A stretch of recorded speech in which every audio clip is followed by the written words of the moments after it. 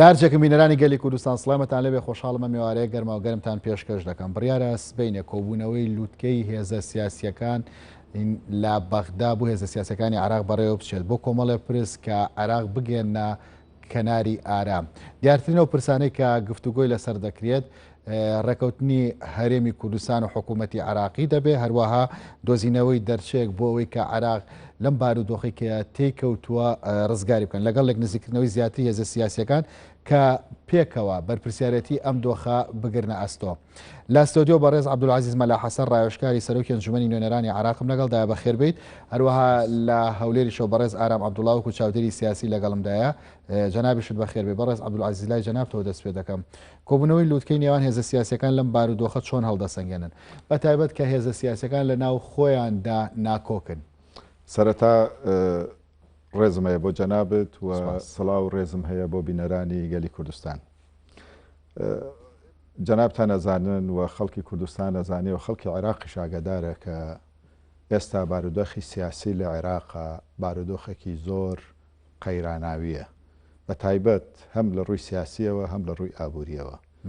و کێشەی هەرێمایەتی و کێشەی نێودەوڵەتی و کێشمای کێشەکان زۆر زۆرن. بۆیە ئەم کۆبوونەوەی ڕاستە کۆبوونەوەکان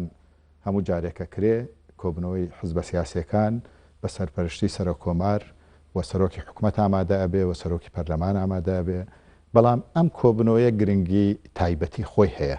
بە تایبەت بۆ هەرێمی کوردستان کە ئێمە کێشەیەکمان هەیە لەگەڵ بەغایە. بۆیە ئێستا بارودۆخەکە ئەوە ئەخوازێ کە هەموو هێزە سیاسەکانی عێراق لەم وەرچەرخانە مێژوویە ئەبێ ئاڵوگۆڕی بیرڕاکەن بۆ ئەوەی سەقامگیریەک بۆ عێراق بگەڕێننەوە، هەم لە ڕووی سیاسی هەم لە ڕووی ئابووری. بەڵام بەشێک لە هێزە سیاسەکان ئەماژەشمان پێدا لە ناو خۆیاندا ناکۆکن. ئاین دەکرێت لەسەر مێزێکی گفتوگۆ کۆ ببنەوە ئەو پرسانە تاوتوێکەکەن بەیەکەوە؟ بەڵێ، لە سیاست تا هیچ شتێک مستەحیل نییە. لە سیاست هەردەم هەموو کاتێک با بڵێم گفتوگۆ ئەبێتە سەر پشک بۆ ئەوەی کێشەکان چارەسەرکەی. بۆیە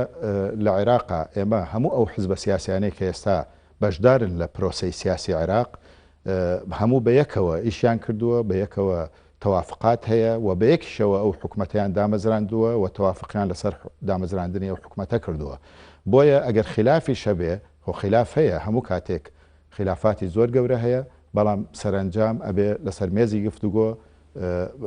قسە لەسەر خلافەکان بکرێ و لێک نزیک بوونەوە هەبێ. بۆیە ئەبێت ڕۆئیایەکی و با بڵێم زۆر ڕوون دەربارەی داهاتووی عێراق هەبێ، هەم لە ڕووی سیاسیەوە هەم لە ڕووی ئابووریەوە. یەکەم عێراق ئێمە خۆمان ئاگدارین کە هەر لەو کاتەی کە لە دوای 2023 تاوەکو ئێستا لە سەردەمی پرۆسەی سیاسی کە هەموو ئەو حزبە سیاسیانە بەشدار بوونە لە چوارچێوەی دەستورێک مامەڵەیان لەگەڵێکا کردووە، تاوەکو ئێستا خلافاتی زۆر گەورە هەیە کە لە چوارچێوەی دەستور مامەڵە لەگەڵ یەکتری نەکراوە. ئەو مافانەی کە پەیوەندی بە خەڵکی کوردستانەوە هەیە لە چوارچێوەی دەستور چارەسەر نەکراوە و کۆمەڵی کێشە و گرفتی تریش لە چوارچێوەی دەستور ماوەتەوە، وەکو ئەوەی کە مەسەلەن ئێمە ئەبێ قسە لەسەرەوە کە مەجلیسی ئیتیحادی دروست بکرێت، تا ئێستا دروست نەکراوە، چونکە عێراق وڵاتێکی فدرالیە. ئەوە ئەگەر ئێستا مەجلیسی فدرالیە کە بوایە هەموو کێشەکان ڕوبەڕووی ئەوێ ئەبوو، ئەو فاسڵ ئەبوو لە بینی ئەوەی کە لە ڕووی دەستوریەوە چۆن کە ینی قەرار ئەدا کە کێشەیەک هەبێ لە ڕووی قانونیەوە. ئەبێ نوێنەرایەتی با بڵێم هەرێم لە ناو ئەو مەجلسە ڕۆڵی کاریگەری هەبوایە، بەڵام بەداخەوە تا ئێستا و مەجلسە دروستە کراوە، مادەی 140 چارەسەر نەکراوە، کێشەی پێشمەرگە چارەسەر نەکراوە، لەلایەکەوە کێشەی زەندیانیانی سیاسی و شەهیدانی کوردستان تا ئێستا یەک نەخراوە. ئەمان هەرموو کێشە و گرفتن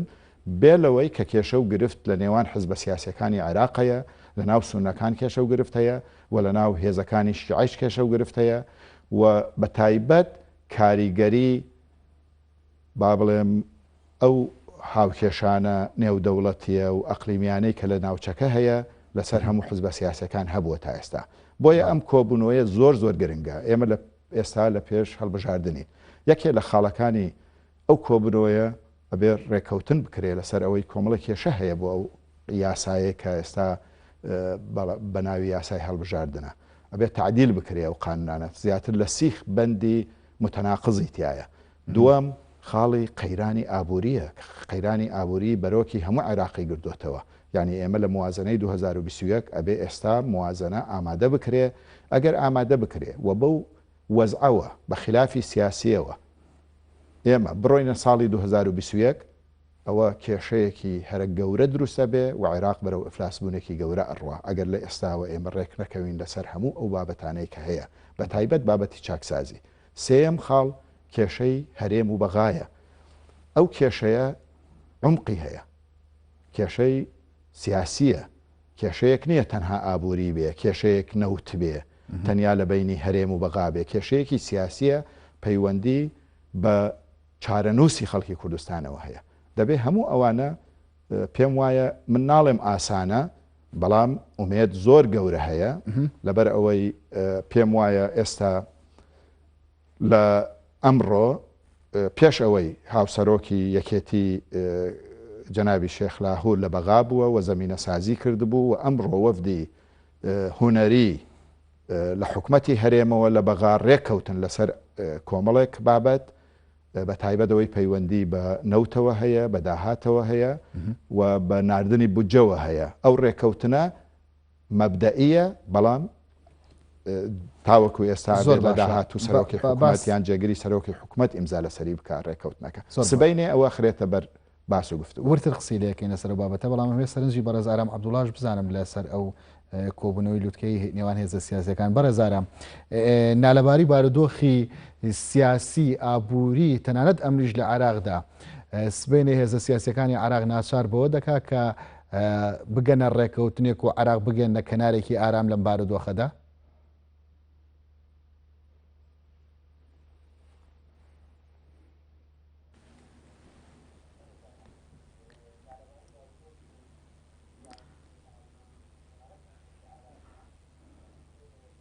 بەڵێ زۆر سپاس. سڵاو و ڕێز بۆ بینەران و بیسەرانی گەلی کوردستان، سڵاو و ڕێز بۆ بەڕێستان. هەروەکو خۆشت ئیشارەت پێدا هۆکاری ئەم کۆبوونەوەی کە بەیانی بەنیازە بکرێ سەرکردەی لایەنە سیاسیەکانی عێراق، هۆکارەکەی ئەوەیە کە بەڕاستی وەزعی عێراق لە وەزعێکی خراپدایە، هەم لە ڕووی سیاسی، هەم لە ڕووی ئابووری، هەم لە ڕووی سەربازی، هەم لە ڕووی تەندروستی، یعنی هەموو ڕوبەڕووی کۆمەڵێک کێشە بۆتەوە. بۆیە گرنگە لایەنە سیاسیەکانی عێراق بتوانن، من ئومێد دەکەم وەکو کاک عەبدولعەزیز ئیشارەتی پێدا، ئومێد دەکەم و لایەنە سیاسیانە بتوانن بەیانی بە تێک ڕای لایەنە سیاسیەکان بە تایبەتیش لایەنە سەرەکیەکان کە دەوریان هەیە، هێزیان هەیە، ڕۆلیان هەیە لە عێراق بەشدار بن لەو کۆبوونەوەیە، بۆی بتوانن حلێکی باش، دەرسەیەکی باش بدۆزنەوە بۆ چارەسەری عێراق. یعنی یەک لە کێشەکان لە ڕابردوودا بە تایبەتیش لە دوو کابینەی ڕابردوودا، چ کابینەکەی عادل عەبدولمەهدی،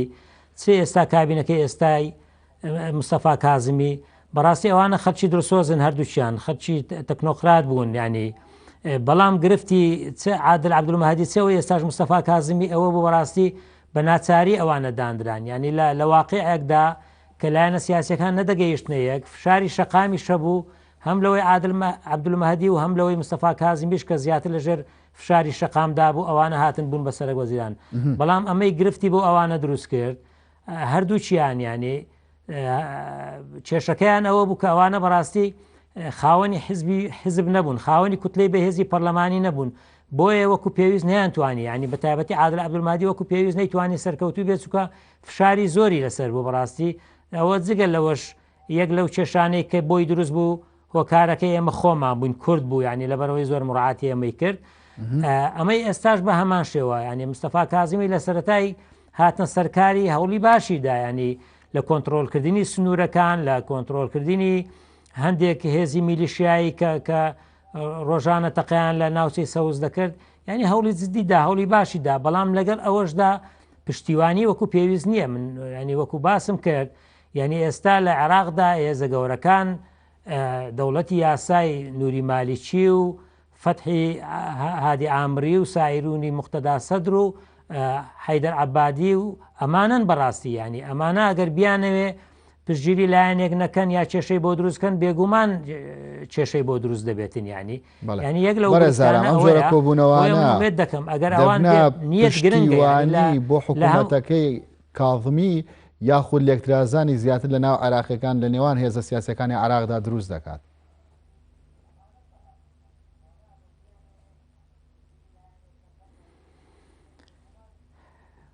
من پێم وایە نیەت گرنگە ینی ئەوان ئەگەر نیەتیان وابێ ینی خەڵکی عراق لەو وەزع خراپە لەو تونێلە تاریکە دەرباز بکەن ئەرچی هەموو لایەنە سیاسەکانی عراقا ئەرچی هەموو سەرکردە سیاسەکانی عراقە بەڕاستی ئەوانەی ناوم هێنانیانی دەبێت ڕۆلی ینی مەسئولێتێکی گەورەی تاریخیە لەسەر شانیان دەبێت ئەو مەسئولێتە هەوڵ بدەن بە ئیجابی بەڕێوە ببەنیانی ینی بۆ ئەوان مەسەرن بۆ نایەن پشگیری مستەفا کازمی بکەن ینی مستەفا کازمی وەکو باس بکە لە سەرەتای هاتنی ڕۆلی باشی جێڕا دەوری باشی هەبوو بۆیە ئەگەر بیانەوێ دەتوانن دەرچەیەکی باش بدۆزنەوە چارەسەرێکی باش بدۆزنەوە و بەشێک لەوانەی کە میلیشای چەکدارن کێشە و ئاژاوە لە عێراقدا و لە بەغدای پایتەخت دروست دەکەن ئەوانن دەتوانن ئەوانە کۆنتترۆلی هێزەکانیان بکەن ینی ئەمەی دەگوزەرە لە عێراقدا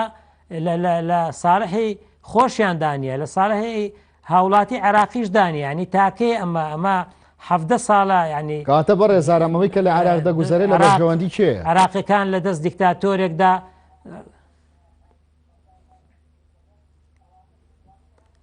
بەڵێ لە بەرژەوەندی هەندێک گروپن کە بێگومان لە عێراق کۆمەڵێک گروپ هەن کە سەر بە وڵاتانی یەقلیمین ینی سەر بە وڵاتانی یەقلیمین سەر تەنانەت وڵاتانی خەلیجی و عەرەبیش ینی کاریگەریان هەیە ئەمانە بێگومان دەوری خراپیان هەیە ئەوانە تەنها وەکو بازرگانی حرب ینی تەنها سوود لەوە دەبینن ینی سوود لە ئارامی وڵاتەکەیان نابینن و بەداخەوە دەڵێن ینی بەڕاستی زەمیریشیان نییە ینی تاکەی ینی هاوڵاتی عێراقی بێگونا بێ موچە بێژیان بێکارەبا بێ ئاو بێ سەرەتاییترین خزمەت گوزاریدا ڕۆژانەش لە شقامەکان بە کوشتن و بڕین و تەقانەوە و ینی ئەمە تاکەی ینی لە ئەم عێراقە زەنجینە ینی بەڕاستی بەداخەوە ینی دەبێ عێراق ینی عێراق وەکو هەندێک وڵاتی عەرەبی بێ وەکو وڵاتێکی وەکو ئوردن بێ دەوڵەتەکە سوال بکە بۆ هاوڵاتیەکانی نەک سوال بە هاوڵاتیەکانی بکە بۆ دەسەڵاتەکە بۆ خۆیان. زۆر باشە بەڕێز عەبدولعەزیز ڕێکەوتنی هەولێر و بەغدا ئەتوانێت بەشێک لەو ئاڵۆزە سیاسی کە لە عێراقدا هەیە کەمی بکاتەوە؟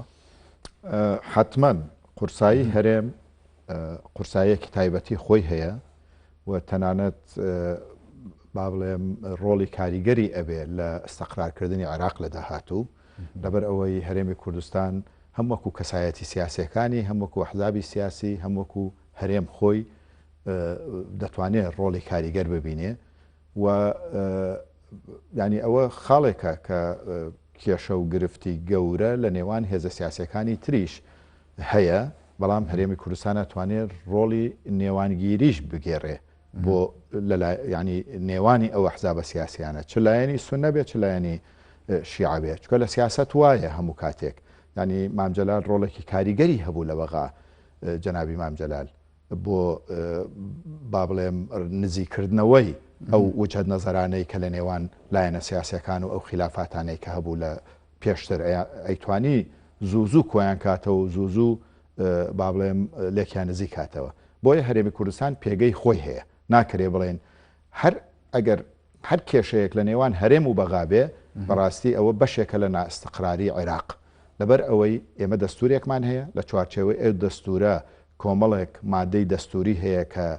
مافەکانی ئێمە ئەپارێزێ ئەبێ ئێمە لە چوارچێوەی ئەو دەستورە تەنها و تەنها لەگەڵ بەغا بتوانین ڕێکەوین بەشێکیش نییە لەو ئاڵۆزیانێکە لە عێراقا ڕوئەدا نەخێر من ناڵێم بەشێکە ئەسڵەن ئەحزابە سیاسەکانیش وەکو کارەکتەری سەرەکی بەشێک نین لە ئاڵۆزەکانی عێراق بەشێکن لە کێشمای کێشەکانی ناوچەکە یعنی ئەگەر سەیریکەی سەیری خەریتەی سیاسیکەی ئێستا لە عێراقا کێشەیەکی ئەقلیمی هەیە کێشەیەکی نێودەوڵەتی هەیە لە ناوچەکە بۆیە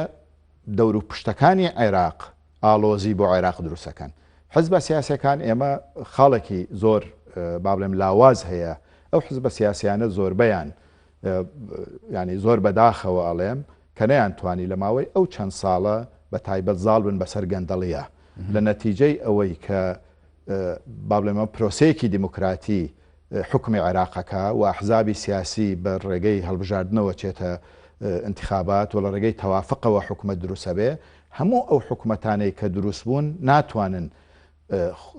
ینی ڕۆڵی کاریگەریان هەبێ و ڕاستەخۆیان هەبێ بۆ قەڵاچۆکردنی گەندەڵی گەندەڵی کوشندەترین خاڵە کە ئێستا بەرۆکی عێراقی گرتووە و هەموو حزب سیاسەکانی عێراق بە تایبەت ئەوانەی بەغا کە دەسڵاتیان لە دەسە تاوەکو ئێستا لە ژێر سایەی ئەوە ئیشیان کردووە هەرێکێک ژووری اقتصادی خۆی هەبێ هەرێکێک چۆن چکە هەرێکێک متمانەی بەوی تر نییە لە داهاتوو بۆیە ئەوەی خۆی قایم بکە بۆیە ئێستا ئێمە پێویستمان بە ئیرادەیەکی سیاسیە گرتووە ئەگە ئیرادەیەکی سیاسیە گرتووە کورد من وەکو عێراقەڵێم دێمە سەر کورد طبعاً کوردستانیش وەکو صاحب قەزیە صاحب نەتەوەیەکە قەزەیەکە خەباتی کردووە تێکۆشانی کردووە ڕەنجی داوە قوربانی داوە بە ئاسانی ئەم بارودۆخە دروست نەبووە ناتۆتە دی ئەبێ لە ئاستی مەسئولیەتی ئەو هەموو ڕەنج و تێکۆشانە بێ بتوانێ یەک گرتو تەبا یەک بەرنامە بێ ئەبێ هەندێک لایەنی سیاسیش لە غڕووی خۆیان تۆزێ دابەزن و زیاتر هەوڵ بدەن بەرژەوەندی باڵای گەلی کوردستان بخەنە پێش بەرژەوەندەکانی ترەوە کە بەرژەوەندی تەسکی حزبایەتیە بەڕاستی ئەمڕۆ پێویستمانەوەکو خەڵکی کوردستان ئێمە چەند یەکگرتوو بین چەند خاوەن بەرنمەیەکی یەکگرتوو بین و لەگەڵ بەغایە بتوانین هەم بۆ بەغا ئەتوانین کاریگەریمان زیاتر هەبێ و هەم لە کوردستانیشا کاریگەریمان زیاتر هەبێ یعنی ئێستا کارەکە گەیشتۆتە ئەوەی لە نەتیجەی ئەو بارودۆخە ئابوووریە کە هەیە من ناچمە تەفاسیلی ئەو بارودۆخە ئابوووریەوە بەڵام ئەو بێبجەیە کە ئێستا لە هەرێمی کوردستان هەیە ناڕزایەتی خەڵک گەیشتۆتە لوتکە بۆیە دەبێت حزب سیاسەکان بە تایبەتەوانەی کاریگەریان هەیە تۆزێک ئارامتر باشتر بیر بکەنەوە و سەقامگیرتر و بۆ ئەوەی ڕۆیایەکیان هەبێ بەرنمەیەکیان ئەم بارودۆخە لەبارەوەکو لە بەڕێزارانیشم پرسی کە لە عێراقدا هەیە کاریگەریە بێت لەوەی کە ڕێکەوتنێکی نوێ لەبەر بەرژەوەندیەکانی عێراق سبێنە هێزە سیاسیەکان چاوپۆشی لە ئەو بابەتانە بکەن کە تۆوتر بۆ نونە غروری سیاسی مەسلەی گەندەڵی من بە دڵنیاییەوە ئەڵێم هەم طبعاً عێراق وڵاتێکە بەرژەوەندی ینی هەموو وڵاتان بەرژەوەندیان هەیە لە وڵاتە لە ڕووی وەقعی جوغرافیەوە خۆی کاریگەری خۆی هەیە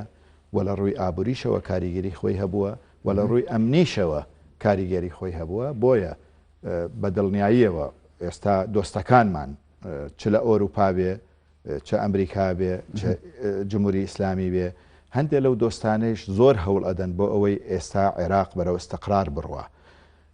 بەڵام ئەوەش ئەگەڕێتەوە بۆ ئەوەی چەند لایەنە سیاسیەکان ئەوانەی کارکتەری سیاسی ئەساسین چۆن بەرژەوەندی عێراق پارێزن لەناو ئەم کێشمای کێشە و خۆیان ناکەنە بەشێک لەو کێشمای کێشەی کە هەیە بۆ ترسێ ببنە بەشێک لەو کێشمە بووە ئێستا خۆی بەشێکە لە کێشمای کێشەکەەوە چەندین ساڵە شەمان بەردەوامی بۆ داهاتوو ئێمە ینی ئومێ دەخوازیین کە وانە بێ ئومێ دەخوازیین طبعاً تۆ ناتوانانی 100% بڵێ بەڵام ئەگەر ئیرادەیە کە بێەوە بن بابێنەوە سەر کۆبنەوەکەی سبەینێ زیاتر ئێمە لەسەر کۆبنەوەکەی سبەینێ زیاتر قسە بکەین لە کۆبنەوەی سبەینێ پێم وایە لایەنە سیاسەکان بە تایبەت سەرکردە سیاسەکان ئێستا گەیشتونەتە ئەو سەرنجامەی کە ئەم تونەیلە بنەکەی تاریکە یعنی دەبێ هەوڵ بدەین ئێمە ئەگەر ئێستا فریان نەکەوین و خۆمان ڕێک نەخەین و بۆ ساڵی ئایندە هەم لە ڕووی سیاسیەوە لە ڕووی ئابوورێچکە قەیرانە ئابوورەکە زۆر سەختە قەیرانە ئابوورەکە ئێستا عێراق بەرەو ئیفلاسەرەوە عێراق زیاتر لە 121 ملیار دلار قەرزارە قەرزاری مەساریفی ناوخۆیە و قەرزاری دەرەوەیشە بۆیە ئەمە تەراکوماتی خۆی هەیە ئێستا لە مانگی پێشووتر 3 ملیار دلار داهاتی نەوت بووە ئەگەر حسابی کەی لە دوان زەمان کەسی 6 ملیارەکە لە کاتێکە داهاتی عێراق 8 ملیار دلار بووە 7 ملیار دلار بووە ئەمە عجز لە میزانیە دروستەکە و قەیرانی بودجەی دروستەکە لە بەغایە بۆیە ئەمە کێشەی گەورەیە یعنی ئەبێ لایەنە سیاسەکان ڕێککەون لە ڕووی سیاسیەوە و تەوافقیان هەبێ بۆ تەنانەت بۆ هەڵبژاردنیش هەبێ هەڵبژاردن لە زەمینەیەکی زۆر ئارامە بکرێ بۆ ئەوەی تۆ لە قۆناغێکەوە بچێتە قۆناغ بۆ کورد چه گرنگێکی هەیە کۆبوونەوەکەی بەیانی ئاماژت بۆدا کە کورد بەشێک نییە لە ئاڵۆزە سیاسەکانی عراق بەڵام ڕێکەوتنی هەرێم و عێراق زمینە سازی و سەقامگیرێکی زیاترەدا بۆ عراقیش. من ئەڵێم هەرێمی کوردستان لە ڕووی ڕای گشتیەوە حزبە سیاسەکان وایەن لێ کردووە کە هەرێم بەشێکی سەرەکیە لە کێشە ئابوووریەکەیش لەبەرەوەی ئەو نەوتی هەموو ینی استفادە لە نەوتی هەرێمەکە و نەوتی عێراق و داهاتی عێراق سەرفەکا بۆەوە چکە ئێمە ڕای گشتی زۆر گرنگە بەڕاستی ئێمە تا ئێستا نەمانتوانیوە ڕای گشتی عەرەبی عێراقی ڕاهێنین لەسەر ئەوەی کە هەرێمی کوردستان کۆمەڵی مافی دەستوری هەیە چارەسەر نەکراوە یەکێک لەو مافانە مەسەڵەن ئێستا لە عێراق پێشتر ئەگەر پێش 4 ساڵ حساب بکەی یان 10 ساڵ حساب بکەی زۆر جیاوازە لەگەڵ ئێستا موچەخۆرانی عێراق ئێستا 4 جار زیادیان کردووە مەسەڵەن نیوەی عێراق بۆتە شەهید خێزانی شەهید ینی ئەوە بەشێکە بەشێکی تر زندانیانی سیاسی نیوەی عێراق ینی با بڵێن بەشێکی زۆری بۆتە زندانی سیاسی ئەمە لە کاتی هەڵبژاردنەکانە خەڵک ینی وا بەو جۆرە مامەڵەیان کردووە لەگەڵ بارودۆخەکە و تەنانەت با بڵێم عسکەرە کۆنەکانی عێراق ئەوانەی کە لە با بڵێم ئەوەش لە ڕووی تەقاعدیەوە هەزاران کەس تەقاعدی بۆ دەرکراوە کە خۆی استحقاقی تەقاعدی نییە ئەمانە هەر هەمووی بەڵام لە کاتێکا کە هەرێمی کوردستان شەهیدێکی زۆری داوە و لەسەر بودجە با بڵێم من با بچمە سەر بارە ئابوووریەکەی بودجەی سیادی هەیە و بودجەی با بڵێم نەفەقاتی سیادی هەیە و نەفەقاتی فعلی هەیە ئێمە لە هەرێمی کوردستان نەفەقاتی فعلی وەرەگەلی لە نەفەقاتی فعلی لە نەفەقاتی سیادی وەری ناگرین لە نەفەقاتی فعلی 12% وەکەوەی لە پارێزگایەک تۆ وەرەگری شەهیدانت لەسەر خۆتە زندانی سیاسی لەسەر خۆتە پێشمەرگەت لەسەر خۆتە لە کاتێکا لە پارێزگاکانی تر هەموو ئەمانە لەسەر حکوومەتە دەوڵەتە ینی ئەمانە کۆمەڵێک ئەوەیە گرفتی گەورەیە کە تێگەیشتنی ئەوێ بەڕاستی ئێمە ڕاستە لە هەرێمی شێماڵێن کۆمەڵێ عقود کراوە کات خۆی کە بەپێی بارودۆخەکەی ئەو کاتە لە ڕووی نەوتەوە ئێستا بارودۆخەکە بە جۆرێتر گۆڕاوە ئێمە عقدەکانمان زۆر دوور و درێژە ناکرێ ینی چارەسەری فعلی بەو جۆرە بتەوێ بکرێ ناکرێ بەڵام ئێستا ئەکرێ هەنگاوێک بنەی بەرەو چارەسەرکردن حکوومەتی عێراق پێشتر اتفاقێکەیە 250,000 بەرمیل نەوت بنێردرێ بۆ عێراق با بنێردرێ نیوەی داهاتی هەرێمی کوردستان با بدرێ بەڵام ئەوە حساب بکرێ لەگەڵ 12% بۆ ئەوەی ئەو بارودۆخە نەمێنێ بەڵام کێشەکەمان ئێمە ئەو مەڵام بیتوانی چۆن شەقامی عراقی لەم پەیامەی تۆ تێ ئەگەیەندرێ ئەوەی کێشەی کووردە لە هەرێمی کوردستان و بەشێکیشە لە عێراق چۆن ئەگەیەندرێتە شەقامی عەرەبی ئەمە لە ڕێگەی بۆ نەگەیەندراوە لە 16 ساڵی ڕابردووە کێشەکە ئەوەیە ئێمە یەکەم قەنەواتی عەرەبی باشمان نییە و کادرە سیاسیەکانی ئێمە لە بەغاوەکو هەرێمی کوردستان قسەکەن نەوەکو بەغا ینی خۆی حساب ناکە کە ئەو با بڵێم نوێنەری ڕاستەقینەی خەڵکی کوردستانەوە ئەبێ لەسەر مافە دەستوریەکان بە دقت قسە بکە ئەوەی پەرلەمانی کوردستان حەقی هەیە هەرچی هەیە لەسەر هەرێمی کوردستان بیڵێ ینی زیاتر بابەتەکە بەو شێوەیە ئەبێ دووەم ئێمە لەوێ تەبان ئەحزابی سیاسی هەیە استقلالیەکە پێش انتخابات ئیتر بۆ خۆی بۆقەکەی خاتە خیش 4 کەناڵی تەلەڤیزۆنی هەیە و ڕێی عامی پێ چەواشەکە بۆ خۆی ئەمانە هەمووی ڕۆڵی کاریگەر ئەبینێ بۆیە ئەمە بە ئیرادەی سیاسی چارەسەرکرد ئێستا ئێمە بینە سەر ئەوەی کە عێراق لە بارودۆخێکە پێویست ئەکا هەموو ئیرادە سیاسەکانی عێراق بە یەکەوە خاوەن ئیرادەیەکی ڕاستەقینە بن بۆ بنیاتنانەوەی عێراق بنیاتنانەوەی عێراق و ئەستەقرار یان چکە ئێستا لە داهاتوو ئێمە لە ڕووی ئابوووریەوە کێشە و گرفتی زۆر گەورەی ئەبێ عێراق ینی ئەوە تەنانەت ناتوانێت قەرزی گەورەش بکە زۆر باشە دواترێمەوە بە کاتیش بم بە بەڕێز ئارام بەڕێز ئارام ئەم ئێوارێ باس لە پەیامێکی دوێ حکوومەتی عراق دەکرا بۆ هەرێمی کوردستان هەندێک وەکو ڕێکەوتن تەماشایەکەن هەندێکیش وەکو پەیامێکی نوێ تەماشایەکەن کە لە نێوان هەرێمی کوردستان و حکوومەتی عراقیدا بێتە ئاراوە سبەینێ لە کۆبوونەوەی لووتکە چۆن مامەڵە لەگەڵ پرسی نێوان هەرێمی کوردستان و حکوومەتی عراقیدا دەکرێت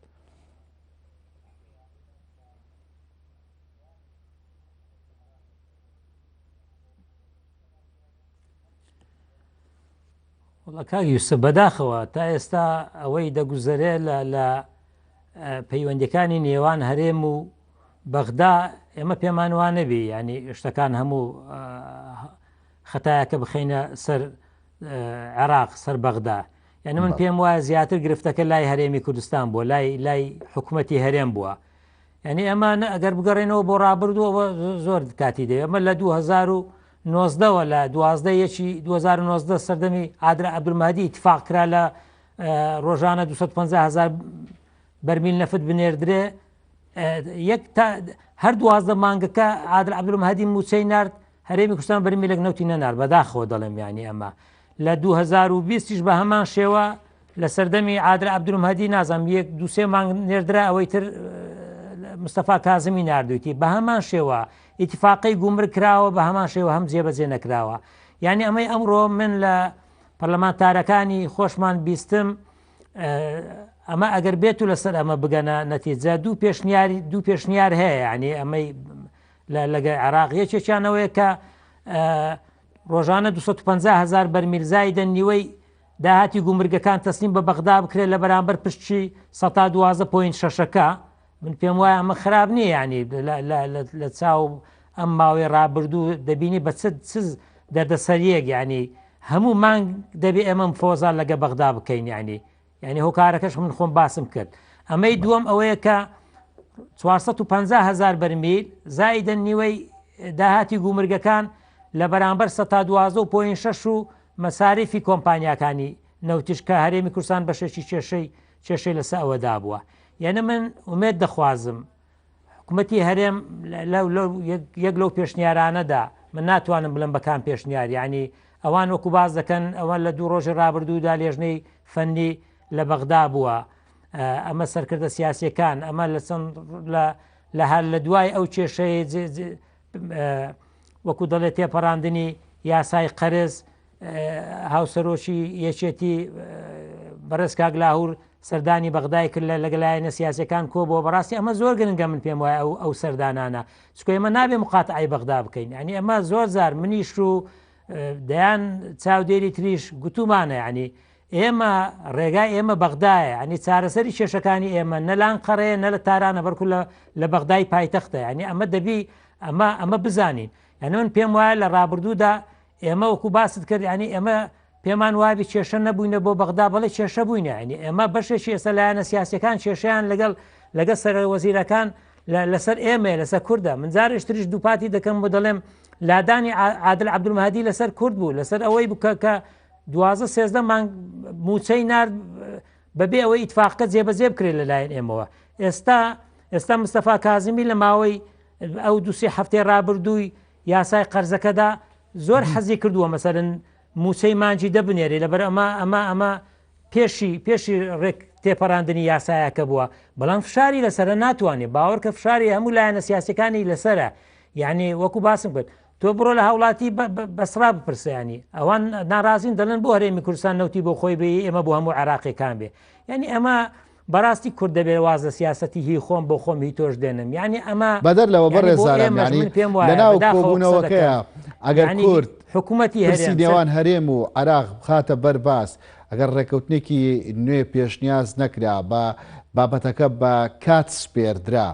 ڕیسی سیاسی هەرێمی کوردستان لە عێراقدا دەبێتەوە بەخووری؟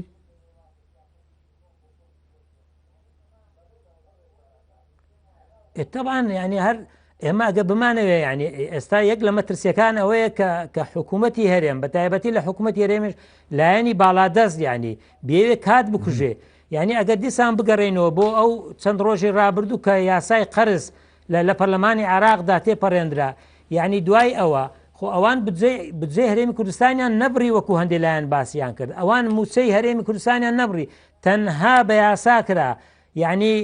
موچەکەی کە دەهات ماگانە 320 ملیارەکە پەیوەست کرا بە ناردنی نەوت بڕۆ ئیتفاق لەگە کۆمەوە بکە لەوانەیە لەو 320 ملیارش زیاتر وەربگری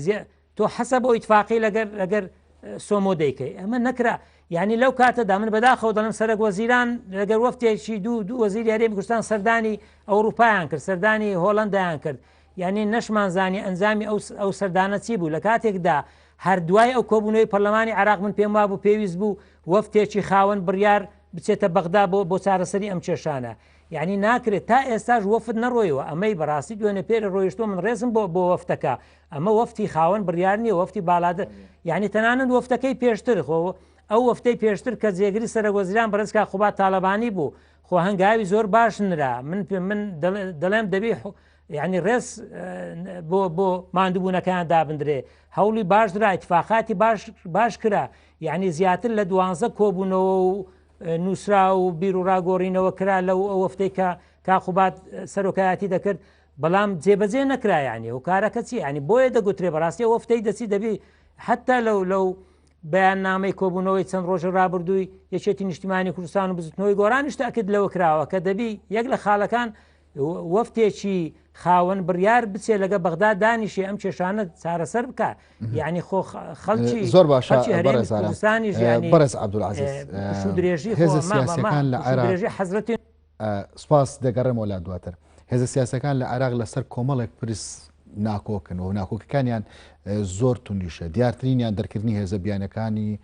لە عێراقا هەروەها هەتا تەنان لەسەر یاسای هەڵبژاردنیش ئەمانە و لەگەڵ پرسەکانی دیکە سبێنێ بە ئاسانی تێدا پەڕن لە نێوانم هێزانەیە من پێم وان نییە زۆر بە ئاسانی تێپەڕێ لەبەرەوەی بە تایبەت یاسای هەڵبژاردن ئەوە گرفتێکی زۆر گەورەیە لەبەرەوەی تعدیلی ئەوەیە و دەبێت موافقە بکەن لەسەر تعدیلەکە تعدیلەکە زیاتر لە 30 خاڵ تەناقوزاتی تایە بە پێی وچەت نەزەری بە پێی تێڕوانینی یاساناسەکان ئەوانەی لە لوژنەی یاساییشن لە پەرلەمان کە ئەمە ناکرێ بەو شێوەیە بێت دووەم ئێمە تاوەکو ئێستا بودجەی هەڵبژاردن دیاری نەکراوە لە حکوومەتەوە سێەم ئەو بنکانەی کە هی پارێزگاکان ئەمڕۆ دیاری کرا بەس ئەوش لە بەشێک لە قەرزی بۆ دەکرێت ئەوە بە حساب قەرزی بۆ بکرێت بەڵام ئێمە لە لایەکترەوە لە ڕووی هوەریەوە تۆ جارێک بنکەکانی هەڵبژاردنەوەی ئیدارەی هەڵبژاردنەکە لوژنەکە ئەوانە هی پارێزگاکان کۆمەڵێ پۆستی خالی هەیە جێبەجێ نەکراوە بە تەوافق بێ هەموو پۆستانە پڕ بکرێتەوە لە ڕووی فەنیەوە کێشەی زۆر هەیە تاوەکو ئێستا زۆر هەندێک لەلایەنە سیاسەکان حەز ناکەن ئێستا انتخاباتی پێشوەخت بکرێ بەڵکو حەزەکەن بۆ کۆتایی ساڵ بێ ینی کۆتایی ساڵی 2021 ئەمە لەناو با بڵێم بە عەرەبیڵێ ئەرویقەی حزبە سیاسەکانە ئەمە زۆر قسە ئەکرێ کە گرفت و کێشەی زۆر گەورە هەیە ئێستا عێراق تەمان هەڵبژاردن بودجەی ئەوێ و ئەمکانیاتی ئەوێ و زەمینە ساسی زەمینەیەکەوێ مستەقر بێ و بە تایبەتیش ئەمەی بایۆمەترێکە کە تاوەکو ئێستا 70% لە عێراق بە حسابی هەندێک محافظە 70 کراوە هەندێک 30% کراوە هەندێک ئەوە بە پێی قانونەکە ئەبێ بایۆمەتری بە بایۆمەتری بێ هەڵبژاردن ئەم جارە ئەوەش تەواو نەبوو ئەوش ئیمکانیات و پارەی تری ئەوێ ینی ئەمانە هەمووی گرفتن کێشەن لە ڕووی هوەریەوە بەڵام ئەمە ئیرادەیەکی سیاسی ئەوێ لەسەری ڕێکەون دووەم ئەوەی کە جەنابەت باسی کرد پەرلەمانی عێراق تەنیا یەک لایەن بڕیاریدا بەبێ ئەو دوو لایەنەکەی تر کە هێزەکانی ئەوانەی لە عێراقن هی تحالفی دەولی دەربچن لە عێراق بەڵام ئەو هێزانە تاوەکو ئێستا دەرنەچوونە و کەم بوونەتەوە چکە داعش ماوە تاوەکو ئێستا تحالفی دەولی هاوپەیمانان ئەڵێن لەبەر ئەوەی کە داعش ماوە چکە داعش وەکو هێزێکی تیرۆریست ئەمانە ئەڵێن ئەمە منزومەیەکی جیهانیە یعنی ئەوە نییە تەنیا وابەست بێ بە عێراقەوە بۆیە مەترسی لەسەر هەموو ئەو وڵاتانەی تر هەیە گەر ئەمان لێرە گەشە بکەن بۆیە ئەوان ئەرکیانەکە لە عێراق بمێنەوە بە پێی بڕیاری نەتەوەی گرتوەکانیش ماونەتەوە لە عێراق بەڵام پەرلەمانی عێراق ئەو بڕیارەیدا ئیتر ئەوە نەکەوتۆتە باری جێبەجێکردن بەو دەرەجەیەکە هەیە ئەوەش کێشەیەکە گرفتێکە تاوەکو ئێستا هەدەر لە گرفتەکانی سبینێ لەسەر مێزی گفتوگۆ ئەمانە عێراقیەکان لێک نزیکە کاتەوە یاخۆ قۆناغێکی نوێی قوبوونەوەی کێشەکانیش دروزە بێتەوە من پێم وایە ئەمە بێتە بادرەیەکی باش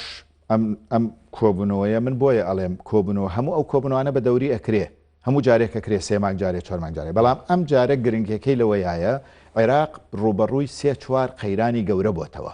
ئەبێ ئیرادەیەکی سیاسی هەبێ هەنگاوی یەکەم بنێ بۆ چارەسەرکردن لەبەر ئەوە ئەگەر سبەینێ ئەو کۆبنەوەیە ببێتە هەنگاوی یەکەم بۆ چارەسەرکردن ئەوە هەنگاوەکانی تر لە دوایە دێت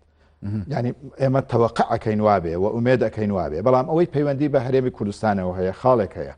ئەوەی کە یاسای قەرز با بڵێم لە پەرلەمان ئەقرار کرا ئەم یاسایە ئەثەری ڕەجعی نییە اتفاقێک پێشتر کراوە لە بینی ئەم حکوومەتەی عێراق و لە بین هەرێمی کوردستان کە ئەبێ تا مانگی دەیش ئەو بودجەیە بنێرێ ئەبێ مانگی دەبینێرێ ئێمە ئومێ دەکەین سبەینێ ئەوە موافقە چکە ئەثەری ڕەجعی نییە قەرارەکە ڕێگە لەوە ناگرێ ئەوە پەیوەندی بەو مانگەوە نییە پەیوەندی بە داهاتووە هەیە کۆبنەوەکەی سبەینێ گرنگەکەی لەوەیە بۆ هەرێمی کوردستان لەسەر موازنەی 2021 ئێمە قسە بکەین ئێمەوە کەوینە ناو 2021ەوە ئەبێ بۆ 2021 چۆن ڕێکەکەوین ئەبێ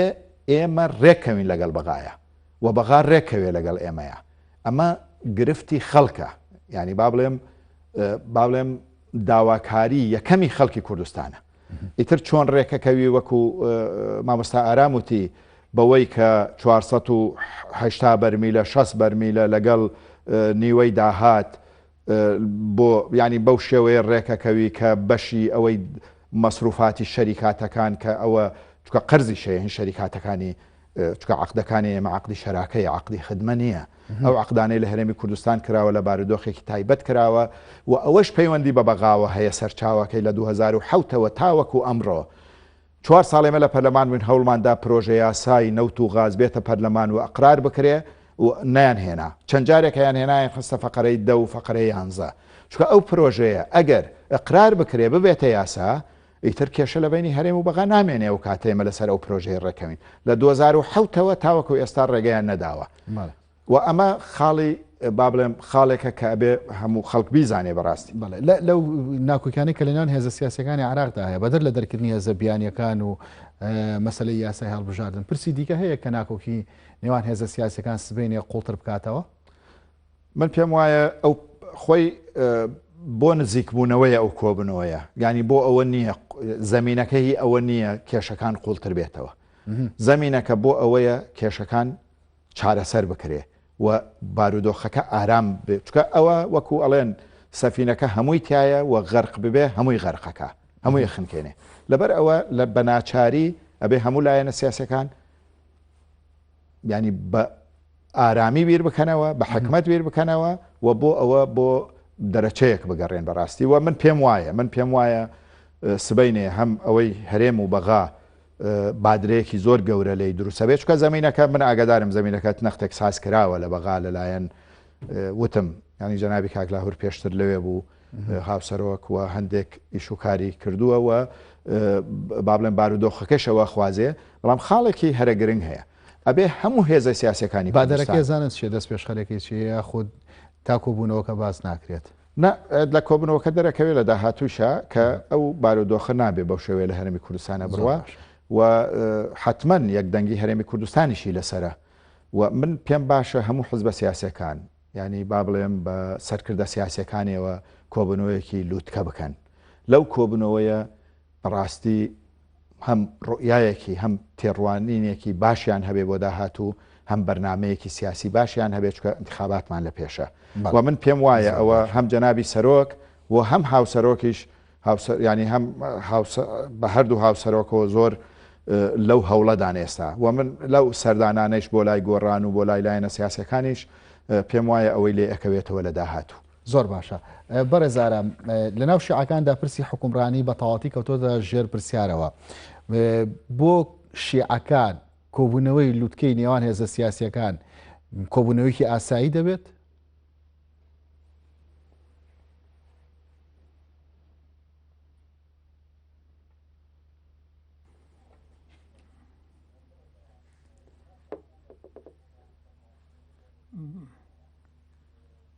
خۆی کێشەکە لە نێوان سەرجەم عێراقیەکانە ینی ئەگەر پێشتر کێشە تەنها لە نێوان سونەکان بوو یان تەنها کێشە سونە و کورد بوو بن لە عێراق ئێستا شیعەکان خۆشیانە ینی گرفت لەوەیە لە عێراقدا ڕاستە شیعە بالا دەستە بەڵام شیعە خۆشی لە نێو ماڵی خۆشیدا کۆگ نییە یعنی نێو ماڵی خۆشیدا کۆگ نییە بۆیە بەڕاستی ئەو کۆبوونەوەیە گرنگە یعنی وەکو باسم کرد بتوانن عێراق لەو توینێ لە تاریکە دەرباز بکەن چکەوە مەسئولیەتێکی تاریخیە دەکەوێتە سەر هەموو لایەنە سیاسەکان ئەوەی گرنگیشە بنسبەتە خۆمان من هاوڕام لەگەر بۆ چوونەکەی کاک عەبدولعەزیز یعنی ئەمە ئەو وەفتەی ئێمەش کە کورد بەشداری دەکا بەیانی لەو کۆبوونەوەی لایەنە سیاسەکان یعنی گرنگ نییە بەڵێ مانجیدا خۆی مەفروزە بە پێی یاساش مانجی دەبێتن ئەمە دوای تێپەڕاندنی یاسایەکە بووە بەڵام ناوی وەفتی کورد شەڕی بۆ مانجی یازدەبی بۆ باشەوە مانجی دەشبیانی نردیان مانجی دە و یانزەیان بەیەکەوە نرد یعنی دەبی کێشەی ئێمە بجێ 2021 بەڕاستی یعنی سەسپاندنی یعنی ئەوەی یعنی مەسەلە ئەساسیەکە ئاینیەکە ئەوە ئێستا مەسەلەی بودجەیە ئێمە لەو کۆبوونەوەی بەیانی مچینە نەپڕژێنە سەرەوە یان کاتی ئەوە نەبی ئێمە بین باسی باسی خاک و باسی مادەی 140 ئەمە بچینە لە کۆبنەوەتی تر ئەمەی گرنگە بەیانی بەڕاستی مەسلەی بودجە گرنگە ینی مافی کورد حسەی کورد بخرێتە ناو ئەو پرۆژە یاسای بودجەی 2021 ینی ئەمە ئەگەر ئەوە نەبی هیچمان بەهێز نەکەین ینی حتا حکوومەتی عراقی بۆ خۆش ینی نیان شاردوێتەوە ئەمە ئەندامانی لێژنەی دارایی لە پەرلەمان وتەبێژی حکوومەتی عراقی ینی ئەوان ئەگەر بودجەی 2021 تێنەپەڕێن عراق ناتوانێت موچە بدا ینی عراق لە قەیرانەکان لە قەیران بۆ قەیرانی گەورەتر دەچێتن بۆیە هەموو لە ئومێد دەخوازین بەیانی ئەم کۆبوونەوەیەکی نەک هەلێک تێگەیشتن بگەنە هەندێک بڕیاری یەکلاکەرەوە چکە کاتەکە ئەوە نییە ینی نەلایەنی شیعەکان نەلایەنی کورد نەلایەنی سونەکان هیچ لایەنێکیان نیازیان نیەتیان خراپێ بۆ کاتکوشتن چکە کاتکوشتن لە ساڵی هیچ لایەکدانێ نە لە شیعە نە لە سونە نە لە کورد ینی ئێمە وەکو باسم کردێنی خەڵک سەبری حەزرەتی نوحی نییە کاکە لەوە زیاتر ینی خەڵک بەبێ موچە بەبێ ئەم وەزای ئێستا هەیە ینی ئاسان نییە بەڕاستی بۆیە دەبی هەموو لایەک جدیاتیان هەبی و هەموو لایەکیش ئەوەی دەکەوێتە سەری پێویست دەکات تەنازول بکاتن یعنی غروری سیاسی چ لە لایەنی کوردی چ لە لایەنی شیعە چ لە لایەنی سونە نابی ینی بەڕاستی مەسەلەی لای غروری سیاسی نابی ببینێ غروری سیاسی بۆ کەس من پێم وایە مەقبول نییە و بە زیانی سەرجەم عراقیەکان بە کورد و عەرەب و هەموو پێکاتە و نەتەوەکاندا دەکەوێتەوە. بەڕێز ئارام عەبدوڵڵا چاودێری سیاسی سوپاس کە لە هەولێرەوە لەگەڵماندا بێ ڕوا بەڕێز عەبدولعەزیز مەلا حەسەن ڕاوێژکاری سەرۆکی ئەنجومەنی نوێنەرانی عراق سوپاس بۆ تۆش. سپاس بە جەنابتان. ئێوەش خواتان لەگەڵ.